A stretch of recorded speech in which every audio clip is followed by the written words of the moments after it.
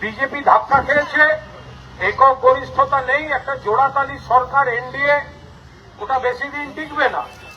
আর সব থেকে বড় কথা হচ্ছে বাংলায় বিজেপি ভয়াবহভাবে ধাক্কা খেয়েছে।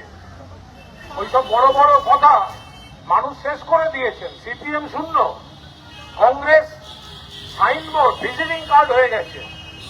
এই জায়গায় দাঁড়িয়ে আমাদের দায়িত্ব বেড়েছে, কাজ বেড়েছে, ভুল ত্রুটি শুধরে আমাদেরকে আরো বেশি কাজের দায়িত্ব মানুষ দিয়েছেন।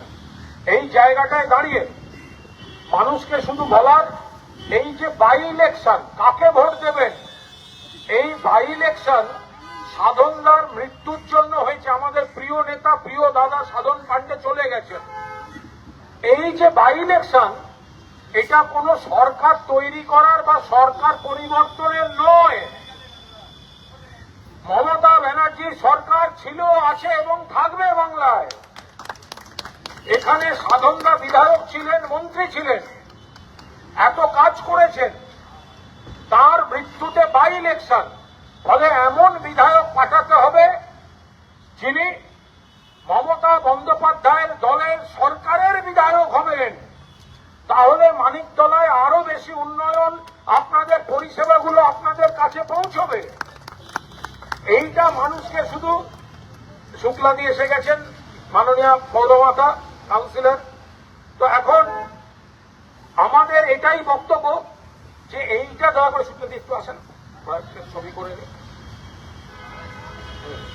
তো আমাদের এইটা মানুষের কাছে করজোড়ে আমরা বলছি, যারা লোকসভা নির্বাচনে সাময়িকভাবে বিভ্রান্ত হয়ে কোথাও একটু অন্য জায়গায় ভোট দিয়ে ফেলেছিলেন, তাদেরকেও আমরা বুঝিয়ে বলবো, দেখতে পাচ্ছেন বিজেপির হাল, দিল্লিতে ধাক্কা, বাংলায় লাটে উঠেছে, এখন মারামারি চলছে, কে দায়ী কে দায়ী কে দায়ী। এদের ভোট দেবেন না।